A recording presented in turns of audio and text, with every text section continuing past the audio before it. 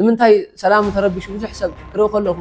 እሱ ዝደልዮ ህይወት ደይኮነ ዓወት ደይኮነ ደስተማቐር እሱ ዘይደልዮ ካልኦት ሰባት ዝመረፅሉ ህይወት እዩ መብዛሕትኡ ሰብ ዝነበር ገይሮሞ ኢልና ምግባርና ጥራይ ይበቃ ይኸይዱ ስለደሎ ኢልና ምትግባርና ንሱ ጥራይ እቲ ቀዳማይ ብጣዕሚ ዓብዪ ሽግር ዝኸውን ዘሎ ምምስሳል እዩ ኣይከሎን ኢልና ንሓስብ ላይፍ ስለደሎ ጀስት በቃ እንታይ ትርጉም ኣለዎ ብዛ ዓዲ እዚ ኣይከውንን ኢኮ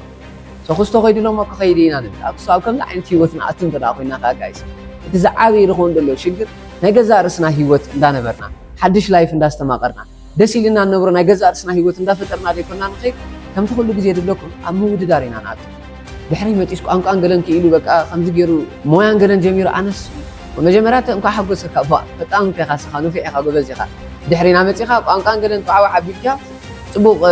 ስራሕን ገለን ጀሚርካ ኣለኻ ንዓኻ የማስለና ኢኻ ገዛ ከዓ እቲኻ ግን ምስ ምውድዳርካ ደይተር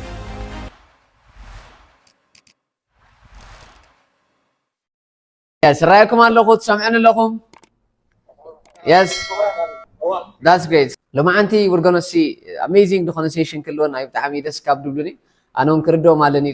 كابد حسبهم عزيم بلوتات رخونو نهوتنا عوت المسيرات هالو لما أنت كلاتنا كنردو دلنا حدا وسان رخونة كلاس هالو so we're gonna see that نعيد أبوغيرنا كنرينا which is لما أنت نريها خان I think كلاتنا أبزي تراخيمنا دلنا سامعين اللغة محكي yes guys perfect so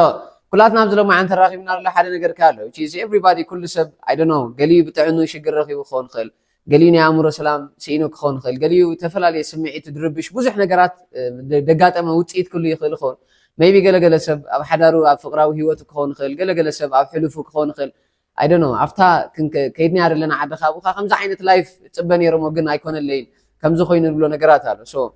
زتفلا لي سب زتفلا لي شجرات هذا at the end of the day كلاتنا حنت ندليان حنتي نمني أنا نقدر تداخل يا أخا كابز حجي قات إمنا رلو شجر كنوتن عوتات كنا خانة تندليه هيوت نخنا برينا كلاتنا عبزو ما عدز تراخي من عدلنا كم دمسلنا عاي so لازم عدز خا خمس بلوكم دلوه قرب تحابي كاري كنا قلت إلكا قليه الكاسر لخنا حجون ديك فتكم وانت راح ليكم حد راجعين دخفتنا أنا خيدنا سلازي كلاتنا كنا حتى ندل حتى له أتحتى كمل سلنا عندلي مخنيات تكون عوت عندلي كن بتش عندلي قرب حربت تقولنا دري something دخونا نجر على لو ما عندك غاني نزح حربيتكم دلو نجر متاي مخان بزقبا عندك لهنا بزقبا عندنا تقرني عين آخر كيد so you see من البعض بحج ساعات كلها تنادخونا عوتنا من دلنا دخونا نجر كجوري إلا ندل دلنا مخنيات أوشتنا دخونا بتسوي عنا حيل له مع المالتنا أي إزي جبنني أنا زجبن خمسي كم تخجبر يخلي دبل بوشتنا دخونا حيل له so نزح حيل إذا بمسمع نعو كاني بمدمات كان أبزمت إنا لنا دخونا نمني عوت كله من البعض جن إذا حجي ندلي لنا عوت نمنتاينا ندلي لنا ويكاز حجي زلنا هيوت نمنتاينا مريسنا زلنا أنت رأيكم نقول مغنياته كرم حجي نبرز نبرنا هيوت ويكسب حجي نبرنا هيوت بزقبا نيجزار رسنا نحن دمرتنا هيوت ريكون خلاص سواد دمرتنا هيوت مخان دار أنا أخن كيدنا بفلي أبز كلاس نسمعهم نجارات الأهلي من يأمر برنامج سلدلو نعون ترى أخذت تريخي كات السخات اللي عوت كتركب تخليها so يجي جزء حسب نمنتاي خان صراحة تخيد الله خان تلاقي الكاب بنقول تسي نخونا reasonable معناته سلمنتاي ناتو بزق بايفولتوني just بقى كل سبب خيد على صراحة دامنتاي جنزب كركب دليل لك وي بقى كل سبب خيد سلدلوي تسي دخيل so متسانا ترجم عليه guys نبزع عالم زي متسانا ترجم عليه أبزم متسانا كلها ناس تفلالي عين التلو خيد لنا so نسوقن بزق بقى خن ردون تريكيلنا عوت متاي مخان خن رد أنت زي كيلنا if you ask anybody نروحنا سبب تراك تحتوا وخيلكم قريبيلكم نمنتاي خسر حكيتك نمنتاي خا نبي أوروبا خير كان نمتى خان أب كندا خير كان نمتى خان أب أمريكا خير كان نقول نقرات على of course درايك حجز هيوتك غير نويلنا حرا يا أول مسكرنا جن بدحري جن نقول متسانا ويترفني نقول تسينا جن نفس صراحتي نخرج دلنا why are we going نمتى هنا نخيد دلنا نقول له نعت فقرة وهيوت أتيني أنا نمتى هنا أتيني أنا حدارنا نمتى هنا أتيني clear guys so we gotta start كوايد بالحيط وخن ملص كنجمر كنكلالنا مغنيات نصون تري مليسنا بزقبا ناتنا وشت أو اللي تحتنا تردينا عوت انتاي مخانو فليتنا نتسؤول لنا نجر نمنتاي مخانو تزي فليتنا هيوتنا ترجو ما يكلواني سلازي انت دا امنا البات ناتنا دخونه نحنا دا امنا اللي هيوت من البات دين نبر تدا اهلينا جست نتسؤول زلنا نمنتاي مخانو حرب دبلنا انت دا اهلي علامه سلدي بلنا يكون وي دخونه نمنيو نجر سلدي اللي خوين يكون there is something قال نجر علو سو انا عوت بملو تاي مخانو زي مرداناي معنات كلاتنا عوت لنا حسب دخونه سب ኣብ ሓዳር ዝኾነ ለውጥ እንተዳ ርእዩ ወይ ሰበይቱ እንተዳ ተስተኻኺላ ወይ ሰብኣይክ እንተዳ ተስተኻኺሉ ወይ ድማ ፍቅራዊ ሂወቱ በቲ ዝደለዮ መንገዲ ክሳብ ዝኸይድ ወይ ድማ ገንዘቡ እንተዳ ተዓርዩ ወይ እቲ ዝደለዮ ቢዝነስ እንተዳ ከፊቱ there is something ንሕና ምስ ኮነ እዩ ዓወት ንብሎ ነገር ኣሎ ሶ እዛ ነገር እዚኣ ካ ተጥፋኣና ደላ ምክንያቱ ምናልባት እቲ ንሕና ንደልዮ ነገር እንተዘይረኺብና ንሕና ዓወታት ዘይኮንና ኮይኑ ክስምዐና ይኽእል እዩ መጀመርያ ክንርድኦ ዘለና ክልተ ዓወት እዩ ደሎ እቲ ሓደ which is ሎማዓንቲ ብዝግባእ እውን ንሪኦ እንተዳሃልዩ ውሽጣዊ ዓወት ኣሎ ደጋዊ ዓወትካ ኣሎ ሰሳባ ክትብለና ፅናሕትካ ኣሎ which is ጉዕዞ ምጅማር that's great so ምናልባት ክልተ ጉዕዞ እዩ ደሎ እቲ ሓደ ጉዕዞ ብታ ደጋዊት ዓለም ንገብሮ እዩ which is ኤሮጳ ከይደ ከምዚ ገይረ እንታይ ዝበሃል ገብረ ስራሕ ክጅምረ ከምዚ ዓይነት ቢዝነስ ገብረ ሽዑ ቤተሰበይ ክሕግዘ ንብሎ there is ናይ ደጋዊት ዓለም ዓወት ኣሎ which is ክንረኽቦ እንደሊ ነገራት ኣብታ ደጋዊት ዓለም ኣሎ so ካልእ ዓወትካ ኣሎ is called ናይ ውሽጣዊ ዓወት ይበሃል so ሞር ኣብዚ ክላስ ንሰርሖ ከዓኒ ናብ ውሽጢ ተመሊስካ ሂወትካ ዓወት ማለት ናይ ውሽጥኻ ዓወት ብዝግባእ ብምህናት ኣብታ ደጋዊ ደሎ ነገራት ብኸመይ ትዕወተሉ ኢና ኣብዚ ክላስ ሞር ዲስከስ ንገብሮ so ዓወት ክበሃል ከሎ ሓደ ሎ ብጣዕሚ ደስ ብለኒ ኤርናይት ጌል ዝበሃል ኣሎ እንታይ ይብል መሲልኩም success is the progressive realization of a worthy goal or ideal ይብል ዓወት ክበሃል ከሎ ብትግርኛ ክንትርጉሞ ከለና ብቐጻልነት እንዳተገለጸልካ እንዳበረህልካ ናብ ክውንነት እንዳተለወጠ ዝኸይድ ናይ ሓደ ክቡር ዝኾነ ሓሳብ እዩ ድብል ዝኾነ ክቡር ሓሳብ ኣለካ በቃ ኣብ ከምዚ ክበፅሐ ከምዚ ክኸፍተ ከምዚ ክገብረ እቲ ክገብረ ንብሎ ኣሎ እዚ ነገር እዚ ንሂወትና ድምጥን ኣዝዩ ወሳኒ ዝኾነ ነቐምጦ ጎል ኣሎ so እዚ ነገር እዚ ክሳብ ድግለጸልና ዘይኮነ ቀስ ብቀስ እንዳተገለጸልና ክኸይድ ከሎ መዓልታዊ ንነብሮ ሂወት በቃ ኩሉ ግዜ ኣብ ዓወት ኢና ንነብር ምክንያቱ ቀስ ብቀስ ሓደ ዓብ ሕልሚ እንትረኣሃሊና ነቲ ዓብ ሕልሚ ትናኻ ንኸይድ ክሳብ ዝሃለና ብቐጻልነት እንዳበረህልካ እንዳተገለጸልካ ድኸይድ ኣዝዩ ወሳኒ ዝኾነ ናይ ሂወትካ ጭርሖ ኣሎ that's what success ዝበሃል ንዑ ብቐጻልነት በቃ እንዳተገለጸልካ ንክትከይድ ትገብር so እዚ ናይ ተረጋዊት ዓለም ዴፊኒሽን ክኾን ከሎ ናብ ውሽጢ ክንምለስ እንተዳ ክኢልና ድማ ዓወት ክንብል ከለና በቃ ብቐጻልነት እንተዳ ናብ ገዛ ርስና ተመሊስና ሰውነትና ሙሉእ ጥዕና እንተዳ ሃልይዎ ናብ ገዛ ርስና ተመሊስና ኣእምሮና ሙሉእ ሰላም እንተዳ ሃልይዎ ስምዒትና ፅልል ዘይኮነ ፍቅሪ እንተዳ ወሪስዎ ኩለንተናና ደስታ እንተዳ ኮይኑ ከዓኒ ውሽጣዊ ሓጎስና ዝተረጋገፀ ኢሎ ውሽጣዊ ዓወትና ተረጋገፀ ኢሉ ኾን so ሎማዓንቲ ከዓ ሞር ከም ዝብለኩም ዘለኹ ኣብዘን ኣርባዕተ ክብለኩም ፅናሓኩ ነገራት ናብ ገዛ ርስና ተመሊስና ኣብ ከመይ ኩነታት እየ ደለኹ ውሽጣዊ ዓወተይ ውሽጣዊ ዓለመይ ኣብ ከመይ ደረጃ እዩ ደለና ብዝግባእ ክንሪኦ ኢና so ኣይኖ ዝተፈላለየ ሽግራት ኣሎ ዝተፈላለየ ፀገማት ኣለና ብዙሕ ነገራት ክህሉ ይኽእል ኾን እዩ ኣብ ሂወትና ነዚ ነገራት እንተዳ ክንስዕሮ ኮይና ግን ከም ዝብለኩም ዘለኹ ውሽጣዊ ዓወትና ብዝግባእ ተረዲና ነዚ ውሽጣዊ ዓወት ብዝግባእ ክንሃንፆ እንተዳ ክኢልና ኣብቲ ደገ ንረኽቦ ነገራት ብቐሊሉ ክንረኽቦ ንኽእል ኢና ሂወትና ንምቕያር ሓንቲ ተድልየና ነገር ተዳ ሃልያ ውሳነ እያ ገዛ ርስና ክንቅይር ተዳ ወሲና ናይ ማንም ሓገዝ ኣየድልየናን እዩ ክሳብ ሕጂ ግን ናይ ካልኦ ሰባት ሓገዝ እንተዳ እንደሎ ኮይና ማንም መፂ ይሕግዘናን እዩ ገዛ ርስና እንተዳ ሓጊዝና ግን ጥበበኛታት ተዳ ኮይና ግን ገዛ ርስና ብምቕያር ኩሉ ነገራት ክንረኽቦ ኢና ኣብዚ ስልጠና እዚ ድማ እዞም ምስጢራት ብምጥቃም ዝደለናያ ነገራት ናብ ሂወትና ንኸነምፅእን በረኸት ንኽንቋደስን ዘኽእሉና ብሉፃት ምስጢራት ንዘመናት ዝተሰወሩ ናይ ሂወትን ዓወትን ምስጢራት ኣዳሊናልኩም ኣለና እቲ ድቕድም ግን እዚ ክብለኩም ፀናሕኩ እንተዳ ሰውነትና ጥዕና መሊኡ ሃልዩ እንተዳ ኣእምሮና ሰላም ኮይኑ ስምዒታትና ኸ በቃ ፍቅሪ እንተዳ ኮይኑ ንኩሉ ሰብ ፍቅሪ እንዳለገስና ንገዛ ርስና ፍቅሪ እንዳለገስና ክንከይድ ተዳ ኮይና ክንሪኢና ዳኸልና ክንሪኢና ኣብ መጨረሻ ኩለንትናና ደስታ ዓሲሎ እንተዳ ሃልዩ ካብዚ ደዓቢ ዓወት ስለደየለ ኣብ መጨረሻ እታ ኣብታ ደጋዊት ዓለም ዓወት ኢልና ንቐምጦ ብቐሊሉ ክንረኽቦ ንኽእል ኢና ክሊር so ኤርናይት ጌል እንታይ ይብል መሲልኩም ኣቐዲመ ደልዓልኩም ሓደ ነገር ነይሩ which is መብዛሕትና which is ዓወት ክበሃል ከሎ ከምዚ ክብለኩም ፀናሕኩ ናይ ሰለስተ ነገራት ድምር ኮይኑ ኣበይ ከም ዘለኻ ምፍላጥ ብቐሊሉ ትግርኛ ክንዛረብ ከለና ናበይ ከም ትኸይድ ምውሳን ካብ ዘለኻ ተሲካ ናብቲ ትደልዮ ምኻድ እዩ ክሊር so ከምዚ ንኸይንገብር ሓደ ሸጊርና ዘሎ ነገር ግን እንታይ እንተላኢልኩምኒ ምኻድና ኣይኮነን ሕልሚ ስለ ዘለዎ ሰብ ኣይኮነን ማለት ኩላትና ዝኾነ ንምንዮ ነገር ኣሎ ክንበፅሖ ኢና ንብሎ there is something ኩላትና ንምንዮ ነገር ኣሎ ክበፅሐለን ንብሎ ዝኾነ ብልብና ንምንዮ there is something ግን ምስቲ ሕልሚ ትደይኮነ ትሽግር ደሎ ወይ ምስቲ ክረኽቦ እየ ንብሎ ነገር ኣብታ ደጋዊት ዓለም ክረኽቦ እየ ንብሎ ደለና ነገር ምስኡ ደይኮነ ትሽግር ደሎ ናይ ዝበዝሐ ሰብ ሽግር ኣበይ ከም ዘሎ ይፈልጥን እዩ ደሎ ካበይ ናበይ ተስኡ ከም ዝኸይድ ደሎ ኣይፈልጥን ደሎ ከምዚ ክብለኩም ፅናሕኪ ንጎ ንምንታይ ኢኻ ትትስእ ስራሕ ንምንታይ ኢኻ ትኸይድ ድኾነ ጀሚርካ ያለኻ ነገር ንምንታይ ኢኻ ጀሚርካ እንደ ዒድ ዲኻ ትብለሉ ወይስ ዕላማ ኣለካ ወይ ድኾነ ትገብሮ ነገር ኣለካ so ኣይ ነው ኩላትና ድኾነ ንምንዮ ነገር ኣሎ ስለዚ ካብዘን ሰለስተ ድብለኩም ዘለኹ ነገራት ግን እንተ ደኣ ሓንቲ ጎዲላትና ኮይና ዓወት ኣይመላእና እንደለና ስለዚ መጀመርያ እንዳሓስኩም ንምታን ክትከዱ ዓወት መጀመርያ ኣበይ ከም ዘለካ ምፍላጥ እዩ እዛ ኤክስ ድብለኩም ዘለካ ኣበይ ከም ዘለካ ምፍላጥ እዩ ብድሕሪኻ ይድሪም ናበይ ክትከይድ ከም ትደልኻ ትውስን ብድሕሪኡ ከዓኒ ጉዕዞኻ ትጅምር this is success all in all እዚ ዓወት ዝበሃል ክሊር ሶ ቀዳማይ ድጅምር ኣይናይ እንተ ደኣልኩም ሕልሚ ምህላው ኣይኮነን ቀዳማይ ድጅምር ዝኾነ ጎል ኣይኮነን ቀዳማይ ድጅምር ዳርኣናዮም ከይድና ሰለስተ እዮም ዳበትና ኣቐዲምካ ቅድሚ ናበይ ክትከይድ ምውሳንካ ግን you need to know ኣበይ ከም ዘለካ ክትፈልጥ ክትክእል ኣለካ which is ንመብዛሕትና ሽጊርና ደሎ ሓደ ነገር እውን እዚ እዩ ናበይ ከይድ ከም ዘሎ ሰብ ኣይፈልጥን እዩ ምክንያቱ ንምንታይ እንተ ደኣልኩም እዩ ኣበይ ከም ዘሎ ሂዳዝና ስምዒታቱ ድሌታቱ ጥዕኑ ማለት ናይ ኣእምሮ ሰላሙ ፍቅሩ ኩለንትንኡ ኣብ ከመይ ደረጃ ከም ዘሎ መብዛሕትና ኣብ ከመይ ደረጃ ከም ዘሎ ስለ ዘይንፈልጥ ዳስ ዋይ ሂወት ሕርብት ልና ደሎ ዓወቱን ካባና ዝሃድም ደሎ ሶ ሎማዓንቲ we're going to discuss ብጣዕሚ ግዜ ወሲድና ነብለሉ ኣብዛ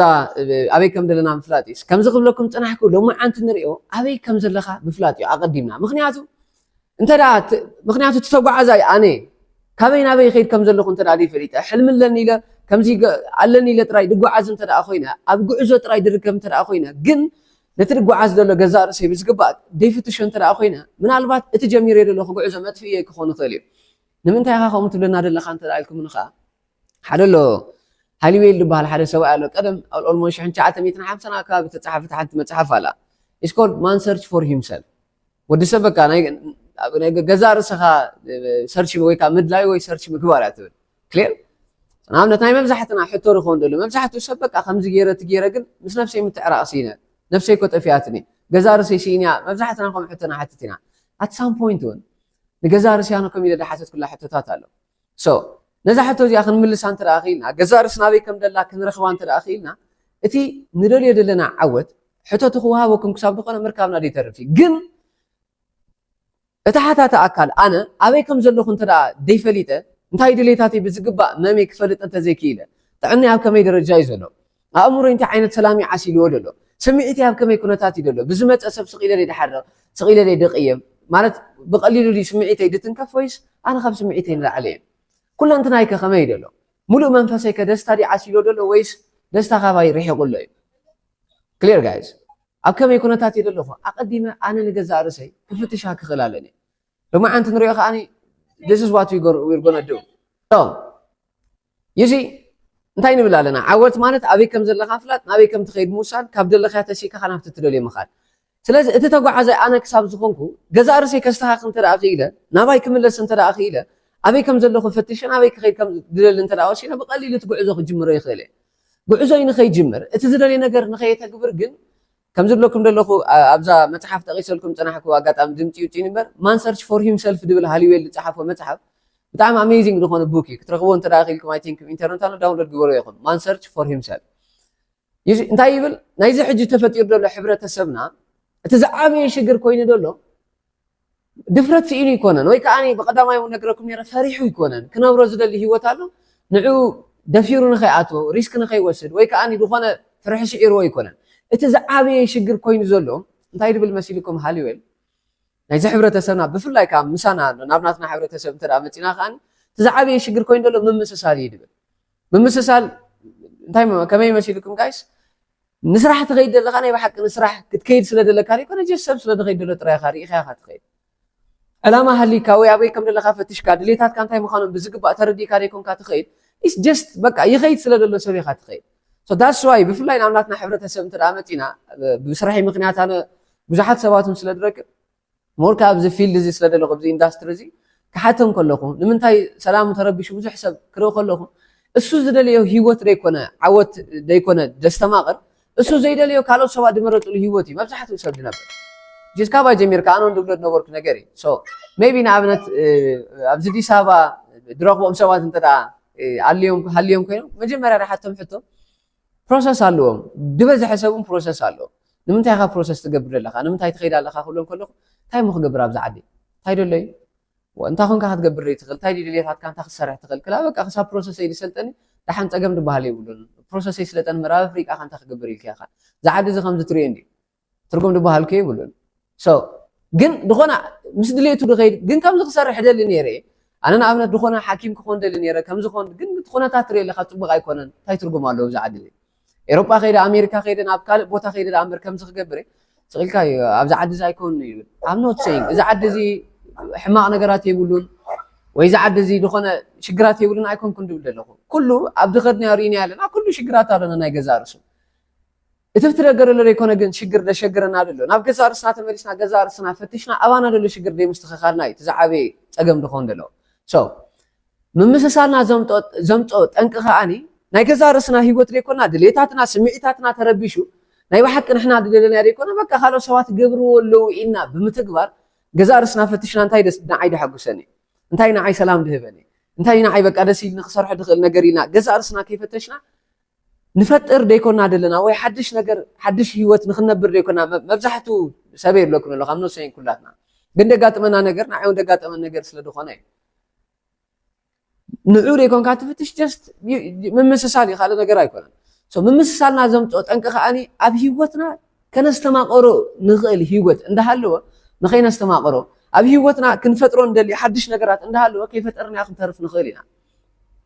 እዚ ኩሉ ድኾን ደሎ ግን ኣበይ ከም ዘለና ዘይምፍታሽና ጥራይ ገይሮሞ ኢልና ምግባርና ጥራይ ይበቃ ይኸይዱ ስለ ደሎ ኢልና ምትግባርና ንሱ ጥራይ ኣቀዲመ ከምዚ ክብለኩም ጥናሕኩ እቲ ቀዳማይ ብጣዕሚ ዓብ ሽግር ድኾን ደሎ ኢስ ምምስሳል እዩ ንምንታይ ኢና ንመሳሰል ዘለና እንተ ደኣ ኢልኩም ንኸዓኒ ውሽጣዊ ድሌታትና ተረዲእና ኣበይ ከም ዘለና ፈትሽና መን ኣነ እንታይ ክኸውን ዝደሊ እንታይ ድሌታተይ ይኽእል ድየኸ ኢልና ንገዛእ ርእስና ሓቲትና ናይ ባሓቂ ከም ንኽእል ንገዛእ ርእስና ኣእሚንያ እንተዘይተበጊስና ኣይከሎን ኢልና ንሓስብ ላይፍ ስለ ደሎ ጀስት በቃ እንታይ ትርጉም ኣለዎ ብዛ ዓዲ እዚ ኣይከውንን ኢኮን ክስቶ ከይዱ ሎሞ ክኸይድ ኢና ንብል ኣብ ከምዚ ዓይነት ሂወትና ኣቱ እንተ ደኣ ኮይና ከዓ ጋይስ እቲ ዝዓበየ ዝኸውን ደሎ ሽግር ናይ ገዛእ ርእስና ሂወት እንዳነበርና ሓድሽ ላይፍ እንዳስተማቐርና ደስ ኢልና ንነብሮ ናይ ገዛእ ርእስና ሂወት እንዳፈጠርና ደይኮንና ንኸይድ ከምቲ ኩሉ ግዜ ድለኩም ኣብ ምውድዳር ኢና ንኣቱ እንተ ደኣ ትመሳሰል ኮንካ ገይሮሞ ኣሎ ኢልካ ተተግብር እንተ ደኣ ኮንካ እውን ናይ ገዛእ ርእስኻ ሂወት ደይኮንካ ትነብር ካልኦት ሰባት ድመረፅኦ ሂወት ትነብር ክሳብ ዝሃለኻ ደስ ኢልካ ደይኮንካ ትነብሮ ደስ ከይበለካ ስለ ድኾነ ኩሉ ግዜ ንካልኦት ሰባት ምስ ረኣኻ ኢኻ ምውድዳር ዘእትወና ኣሎ ንካልኦት ሰባት ውችስ ከምዚ ክብለኩም ፅናሕኪ ኣእምሮና ሰላም ተደጊርና ስምዒትና ፍቅሪ እንተዘይጌርና ፅልኢ ወላ ኣይንሕድር ግን ቅንኢ ክወርሰና ክእል እዩ ኣሕ ድብል ዕድለኛ ይኮንኩን ድብል ቅንኢ ክወርሰና ክእል እዩ ኣነ እኮ ዕድል ድበሃል እኮ የብለይ ክስቶ ቀዲማት ንመፅእ ማለት ድሕረይ መፅያስ ቀዲማት ንኻ ክትከይድ ክስቶ ከዓ ከምዚ ክገብር በቃ ወይ ናይ ኤርትራ እውን ትኸይድ ድሕሪ ክንደይ ሰልጠካ ኤሮጳ ሪኻ ትከይድ ኣሜሪካ ሪኻ ትከይድ ኣብኡ ምስ ከድካ ከዓኒ ዕድል የብለይን ዝብል ኣብ ኣእምሮኻ ሓሳብ እንተ ደኣ ሒዝካ ትኸይድ ኮንካ ናብኡ ምስ ከድካ ድኾነ ሰብ ድሕሪኻ መፅዩ ቋንቋ ይለምን ድሕረይ መፂስ ቋንቋን ገለን ክኢሉ በቃ ከምዚ ገይሩ ማለት ሞያን ገለን ጀሚሩ ኣነስ መጀመርያ እንኳ ሓጎሰካ ፈጣን ከኻ ስኻ ንፊዕ ኢኻ ጎበዝ ኢኻ ድሕሪና መፂኻ ቋንቋን ገለን ጠዓዋ ዓቢልካ ፅቡቕ ስራሕን ገለን ጀሚርካ ኣለኻ ንዓኻ የማስለና ኢኻ ትብሎ ገዛ ከዓ እቲኻ ግን ምስኡ ምውድዳርካ ደይተርፍ እዩ ሂወትና ንምቕያር ሓንቲ ተድልየና ነገር ተደኣ ሃልያ ውሳነ እያ ገዛእ ርእስና ክንቅይር ተደኣ ወሲና ናይ ማንም ሓገዝ ኣየድለየናን እዩ ክሳብ ሕጂ ግን ናይ ካልኦት ሰባት ሓገዝ እንተ ደኣ እንደሎ ኮይና ማንም መፂ ይሕግዘናን እዩ ገዛእ ርእስና እንተ ደኣ ሓጊዝና ግን ጥበበኛታት እንተ ደኣ ኮይና ግን ገዛእ ርእስና ብምቕያር ኩሉ ነገራት ክንረኽቦ ኢና ኣብዚ ስልጠና እዚ ድማ እዞም ምስጢራት ብምጥቃም ዝደለናያ ነገራት ናብ ሂወትና ንኸነምፅእን በረኸት ንኽንቋደስን ዘኽእሉና ብሉፃት ምስጢራት ንዘመናት ዝተሰወሩ ናይ ሂወትን ዓወትን ምስጢራት ኣዳሊናልኩም ኣለና